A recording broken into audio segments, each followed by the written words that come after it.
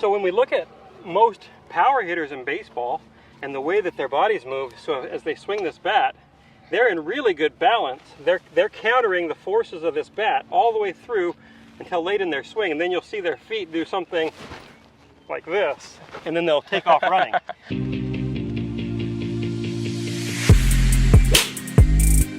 Okay, Henry, so we're through 8 innings, our 8 essentials. Now we're on to number 9. This is where it all finishes. Yes. The finish. Bring the closer in. So, does the follow through in a baseball swing look like a follow through in a golf swing?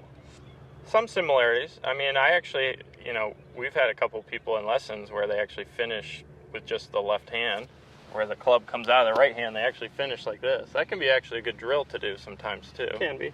But so not exactly. Oftentimes we see hitters swing through and let go of the bat because they're going to drop it now and take off running.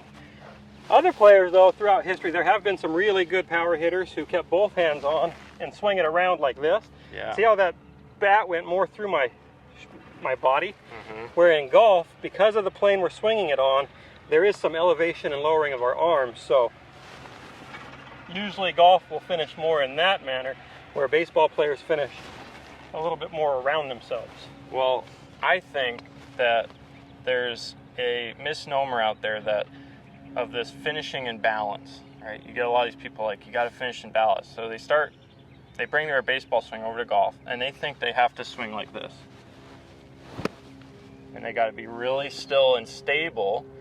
But if they had a little bit of that freedom where their feet can actually do some things after they're done and have a little bit more of that free-flowing pivot and finish, they'd probably be better off. Because if they had a good baseball swing, they probably didn't have still feet. Probably not. And they probably had really good flow, yes, sequence, footwork. For sure. All things that can be carried over. So when we look at most power hitters in baseball and the way that their bodies move, so as they swing this bat, they're in really good balance. They're countering the forces of this bat all the way through until late in their swing, and then you'll see their feet do something like this, and then they'll take off running. That's exactly what you see, right? When they miss, it's like they stride out of it. Sure. Because you run out of rotation at some point, and this bat's creating a lot of force, so you're left with the remnants. You see the same thing in long drivers. Home run hitters I like to liken to long drivers. Yeah. They're the same thing. They're both just big gorillas who swing a stick really hard. Who was that guy that finished like on his knees? Wasn't that Adrian Beltre or something like that? Yeah, you ever see that guy where he like... There's been a lot of like this and hit home runs. It's crazy.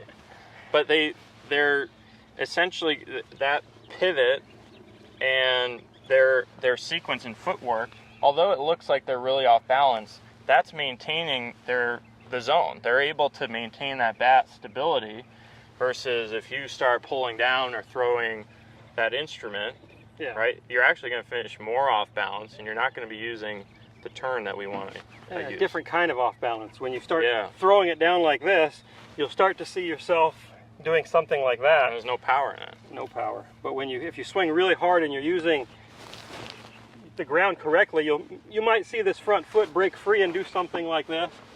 But we don't want to try to be stiff. Yes. We want to let our bodies have this flowing energy where our mass is countering the forces we're producing in the thing we're swinging.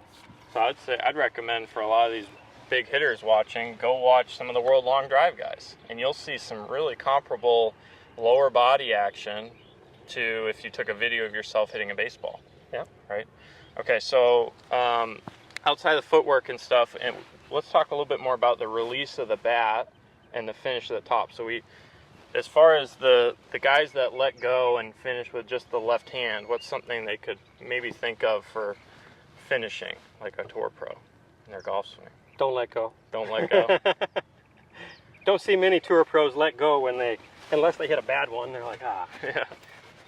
But just let your arms relax and let the force carry you where it wants to go. Because if it's going in a circle the correct way, it will spiral up and around and end up perfect. Yeah.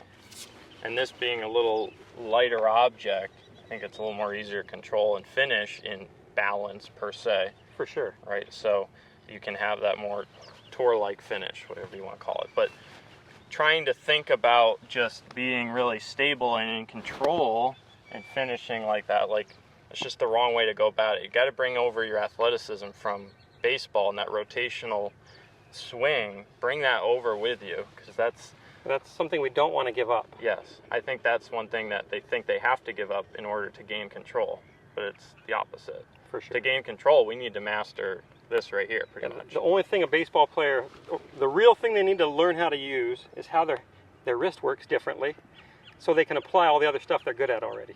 Yep. Hey guys, by now I'm sure you've figured out that this video only contains one of the 9 keys. To see the rest of the video and the other 8 keys, please click on the link up here and you'll be directed to that video.